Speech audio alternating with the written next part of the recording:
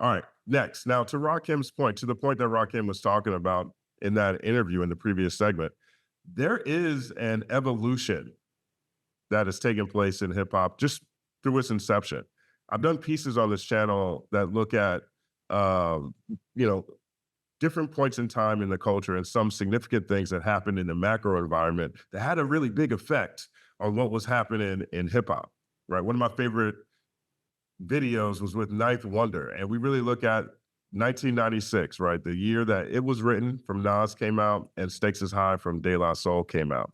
That the year before, I believe 1995 is when they had the FCC Telecommunications Act, which allowed massive consolidation in the media space. So everything that we're getting now was set in play by that legislation in 1995. That's when you went from 15 record labels to three. That's when you went from 15 radio stations to three.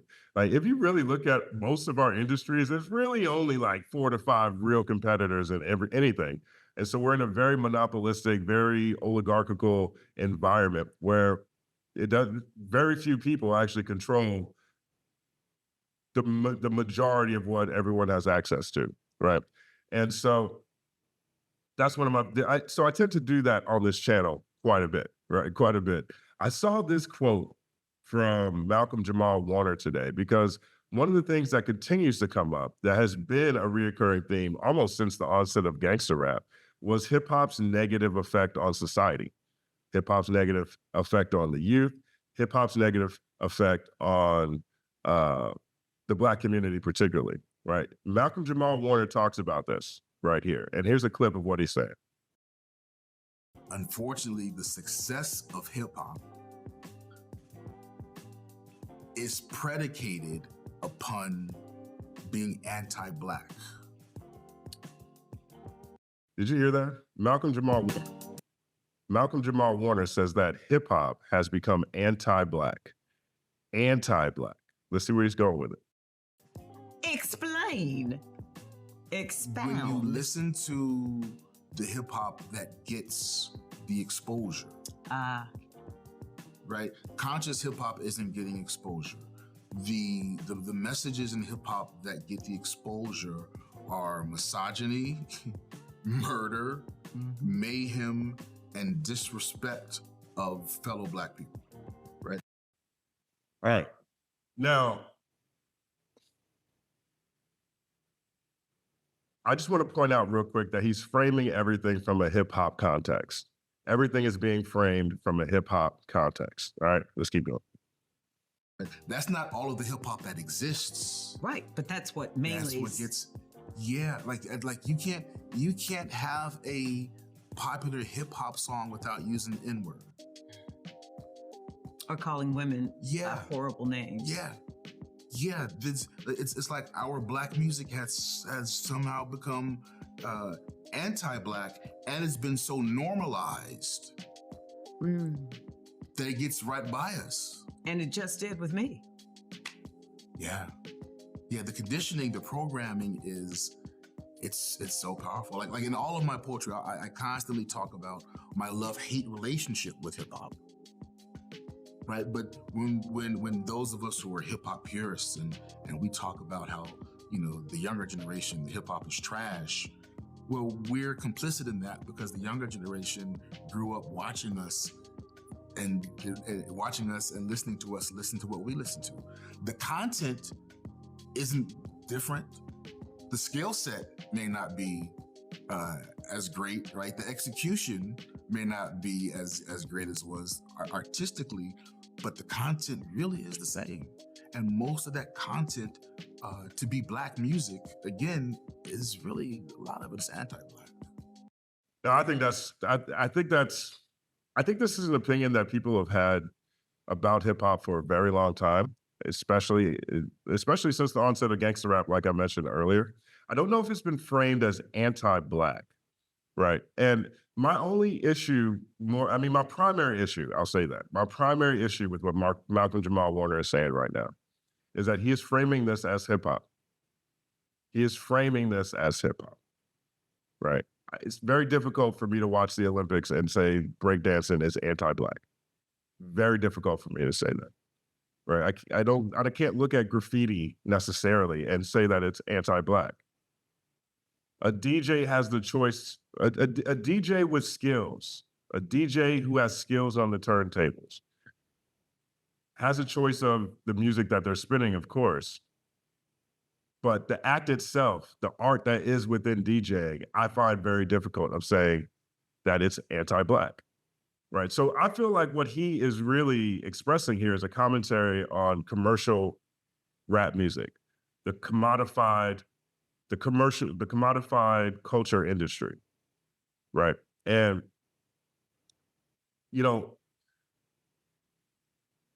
when before social media was one thing because you could see artists who seemed to get more investment than other artists, and it almost felt like the audience, the listener, the masses were excluded from that, from those decisions, right?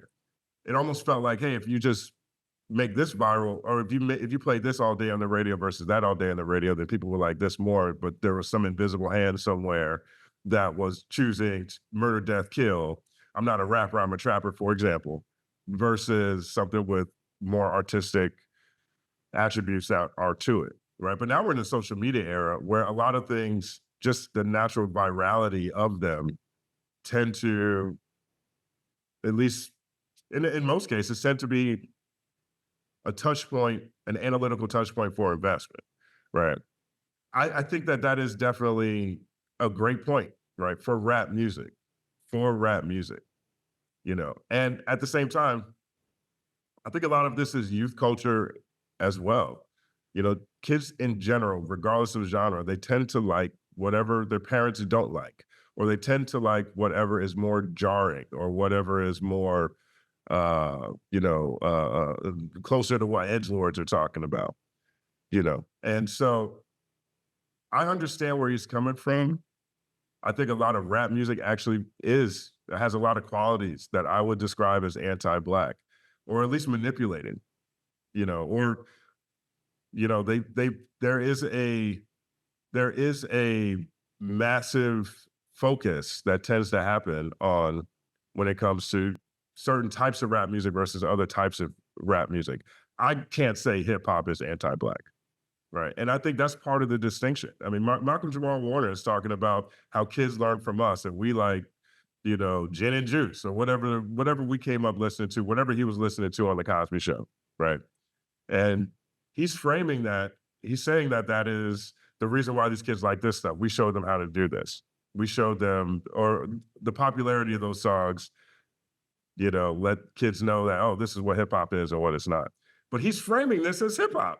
He's literally framing this as hip hop. It's rap music. This is the media industry. This is the music industry. This is how businesses, you know, these are a bunch of businesses targeting communities or targeting, hitting their target audience over stuff that it seems like people always like, right? That's what it is, right? You know, I'm a big fan of Killer Mike. Killer Mike won a Grammy last year for Michael. He won a BET award this year, Best Rap Album for BET for Michael. It is not music. His music isn't wildly popular. It's not necessarily promoted, but it's being awarded. And I also consider that as part of this conversation as well, right? Yes, maybe the masses aren't gravitating towards a Michael, or maybe the masses didn't gravitate towards To Pimp a Butterfly, for example, right? In comparison to other albums that came out that year, but it's being awarded. And to me, that also is a representation. Now, maybe it doesn't connect with, you know, the masses in the same way, doesn't connect with the youth in the same way, doesn't connect it with the streets in the same way to say that you received an award from the Grammys or BET Awards or whatever. But that to me is an example of the counterbalance that can happen, right? You do have massive big songs that are talking about degenerative things, but those songs aren't being revered in the pantheon of hip hop. Right, you can go back to a lot of songs, like there's a lot of songs from like Two Live Crew, for example. I'm a huge fan of Two Live Crew. Big salute, respect all day to Uncle Luke. Right, the tracks they made a lot of classic songs. You know, but when you think about the pantheon of rap music, those aren't the songs that people necessarily uphold as a beacon of what this culture is. Not necessarily from the popularity of rap music and the influence that it had. And I'm not saying that Luke isn't hip hop, he's unquestionably hip hop. But when it comes to the things that we connect to hip hop, it tends to be the things that represent hip hop. And a lot of rap music, especially the ones that Malcolm Jamal Warner is describing here, misogyny, murder, mayhem, disrespect to fellow Black people, they're not the only songs that are revered historically and culturally. And this was an interesting story. This was an interesting clip for me to see today because in my conversation with Rude Jude, if you're not familiar with Rude Jude, he hosts the All Out show on Shade 45 for 20 years plus, right? Since the beginning of Shade 45. He was a staple and institution on that platform. And, you know, he's no longer, he hasn't been on air since November. He separated from Shade 45 under different circumstances. We talk as much as we can about what happened to Rude Jude in our conversation, right? We talk about it as much as we can.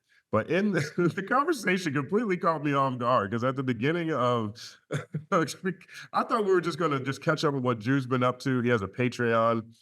So anybody who really wants to follow Jude, go to his Patreon. That's the best way to support him. But I thought we were just going to catch up and then talk about some big topics. And he came in describing what he's been experiencing as an existential crisis. An existential crisis. He's been doing housekeeping on his life, his soul, his outlook on everything, and he has a lot of and blames hip hop for a lot of things that have happened to him. I'm gonna show you a quick clip here. My statements aren't very far off from what it's devolved to. And you can point to, yeah, there's some good shit here and good shit there, but like, it's gotten gross, man. Yeah. Motherfuckers out here wearing dresses, shooting each other and shit. It was fucking weird, man. Okay, who did he's everybody? Like, did he just police? He went on a run there. There was no way YouTube was not going to give me a shot if I let Jude just rock with his very colorful language. Maybe I'll start a Patreon so you guys can actually hear what he's saying. But it's pretty funny hearing that long silence as Jude talks about Diddy essentially. Sean, and like no one's mentioning it. Like, yo, dog, it's fucking weird, dog. Yeah. I don't know if deviance is exclusive to rap music, but I don't know if we can say that. It's not exclusive to rap music, but we're real good at it. We're like, hold my beer. Rap music's like, oh, that's deviant. Oh, you guys think you're deviant? Hold my fucking beer. Wow. That's crazy. I mean, look at the body count. Rap music has a higher fucking death rate, murder rate than anybody in any other music genre. Like I'm just saying that off the top of the head. Like, some fella got shot in I think some guy that played for Pantera got shot like 17 years ago. They still talk like only one person got killed in metal. Like he got shot by a Diamond Dave or something. Dimebag Darrell got shot. Like, yo, I can tell you, I don't even know the songs. That's how much of a big deal it was. Like, oh, I remember they asked, TMZ asked Method Man if hip hop has a problem after Takeoff from Migos was killed. And he says he doesn't like that question because a lot of these guys are because a lot of times when people die from these communities, they just blame it on hip hop or say these guys are rappers when that's not really the case. I think that's a valid point, but you can't. You know, and that's the stone cold truth, right? That is really the truth. Anything that comes out of our communities in this era, if a guy happens to have Pro Tools, if a guy has GarageBand and an iPhone, if he's got a SoundCloud account, a lot of times they put that on hip hop. And if he happens to die, right? A lot of times if an artist who's established in the music industry, or he's on his way up like Fulio, and he ends up, being unalived, they blame that on the music. They blame that on, worse than the music, they blame that on the culture. And I don't think that those two things are synonymous, right? I don't think that what's happening, the things that rap music promotes in its most deviant sense, I don't think that's a great representation. And I don't think that is fair to say that that's what hip hop represents. I think it's a narrow way to look at something that is much more of a dynamic culture than what the commodified culture industry tells us is relevant. What do you guys think? Let me know what you think about that. I understand where people are coming from. This isn't a new conversation. I'm just very tired of people describing all the things that are happening as hip hop. Right. So let me know in the comment section what you think. Am I off base or am I on base? It's all happening.